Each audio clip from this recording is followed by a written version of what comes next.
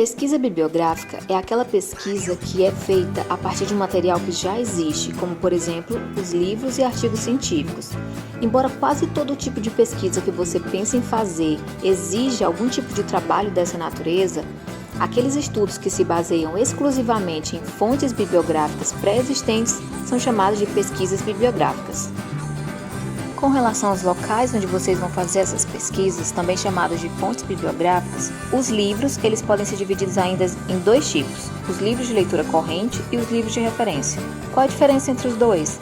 O livro de leitura corrente, ele se refere àqueles livros de gêneros literários, como por exemplo romance, poesia, e os livros de referência são aqueles que passam uma informação rápida, de uma forma bem clara e objetiva. Já as publicações periódicas, ou seja, jornais e revistas, como o próprio nome já diz, eles são publicados de tempos em tempos e sobre diversos assuntos, o que torna eles uma das principais fontes de pesquisa bibliográfica atualmente. A principal vantagem desse tipo de pesquisa é que permite que o pesquisador ele abranja, ele cubra uma gama de fenômenos que ele não poderia cobrir normalmente, como por exemplo, um pesquisador ele jamais poderia percorrer o território brasileiro todo procurando alguns dados sobre a renda da população, entre outras coisas. No entanto, se ele tiver livros, revistas à sua disposição, ou mesmo internet para que ele possa pesquisar, então tudo isso vai ser possível. A desvantagem desse tipo de pesquisa é que, dependendo da fonte que o pesquisador use, isso pode se tornar um problema bem grande. Se ele utilizar uma fonte que traz uma informação equivocada, todo o trabalho ele vai tender a reproduzir os mesmos erros, então o trabalho ele perde um pouco da confiança. O experimento representa o melhor exemplo de pesquisa científica. Como o próprio nome já diz, é aquele tipo de pesquisa em que vai ser feito um experimento. Então o pesquisador ele determina um objeto de estudo, ele seleciona quais são as variáveis que podem influenciar o seu objeto de estudo, define uma forma de fazer esse controle do experimento e coloca o experimento em prática. É importante destacar que quando os objetos de estudo eles são, por exemplo, líquidos, bactérias, ratos, plantas, não existem grandes problemas, mas quando esse objeto de estudo são pessoas, aí sim, porque existe toda uma questão ética sobre seres humanos que acaba barrando e limitando muito esse tipo de pesquisa.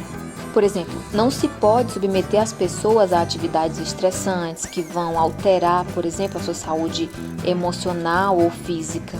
Então, acaba que esse tipo de pesquisa com pessoas tem uma limitação muito grande e quando resolve se fazer, precisa submeter a um comitê de ética em pesquisa com seres humanos para verificar se o seu trabalho ele pode ou não ser executado. No entanto, se você conseguir realizar a sua pesquisa dentro do que os parâmetros científicos exigem, aí sim, a sua pesquisa vai ser muito bem vista porque a pesquisa experimental ela constitui o delineamento mais prestigiado nos dias de hoje. A pesquisa conhecida como ex post facto, como a própria tradução ela indica, é um tipo de pesquisa que vai acontecer a partir de um fato passado, então algo que já ocorreu. Essa pesquisa ela vai se basear em variações nesse fato que ocorreu durante o percurso natural dos acontecimentos. Nesse caso, o pesquisador ele não tem o controle sobre o que ocorreu. No entanto, o pesquisador ele procura fazer nesse tipo de pesquisa é identificar as situações que se desenvolveram naturalmente depois desse fato e trabalhar sobre elas como se estivessem submetidas a controles. Esse tipo de pesquisa é muito utilizado nas ciências da saúde e sempre está baseado na comparação entre duas amostras. É sempre assim.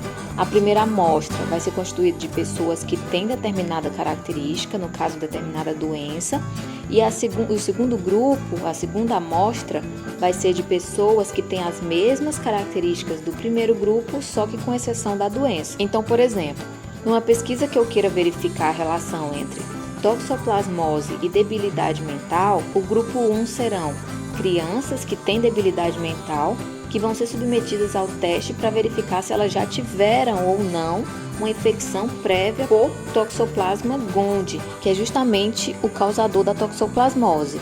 Nesse mesmo exame, o grupo 2 serão crianças com as mesmas características do grupo 1, só que sem debilidade mental. Nesse tipo de pesquisa, as conclusões de causa e efeito elas não são muito seguras, então o máximo que dá para fazer é constatar uma relação entre uma coisa e outra, ou seja, em outras palavras, eu não posso afirmar que a toxoplasmose causa debilidade mental. O máximo que eu posso dizer é que essas duas variáveis têm relação uma com a outra. Já o tipo de pesquisa conhecida como estudo de campo não tem nada a ver com esse tipo de campo aí que você está pensando. O estudo de campo é, na verdade, um estudo que se concentra numa comunidade, numa estrutura social. Esse tipo de pesquisa ele se baseia principalmente na observação direta do pesquisador sobre as atividades do grupo.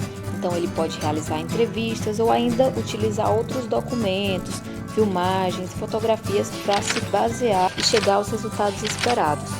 A vantagem desse tipo de trabalho é que, como ele é desenvolvido no próprio local e com base nas observações do pesquisador, eles costumam ter bastante confiança. Outra coisa é que não precisa de equipamento caro e então eles tendem a ser bem mais econômicos. Uma desvantagem é que esse tipo de pesquisa exige muito tempo do pesquisador. E como normalmente todos os dados são coletados por uma única pessoa, corre o risco do subjetivismo na análise e interpretação desses resultados. Já o estudo de caso é uma modalidade de pesquisa que é bem utilizada nas ciências biomédicas. É, na verdade, um estudo bastante exaustivo, normalmente de um único caso, que quase sempre é uma síndrome rara. Os resultados desse tipo de pesquisa, normalmente, eles não trazem conclusões definitivas, mas sim mais informações sobre um assunto que normalmente não se conhece bem. Como cada caso é um caso em particular, não existe uma metodologia pré-definida. Então, muitas vezes, são colocadas objeções a esse tipo de pesquisa, objeções do tipo falta de rigor metodológico ou dificuldade de generalização, porque quase sempre também são realizadas pesquisas com pouquíssimos casos. Um outro grande problema referente ao estudo de caso é que normalmente exige muito tempo destinado à pesquisa e quando o resultado aparece, ele não é muito consistente.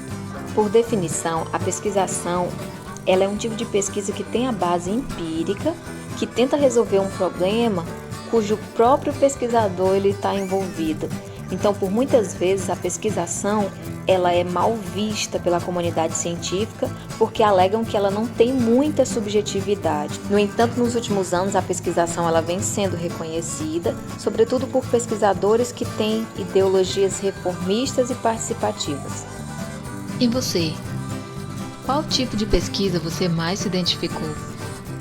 Qual tipo de pesquisa você faria? E por quê?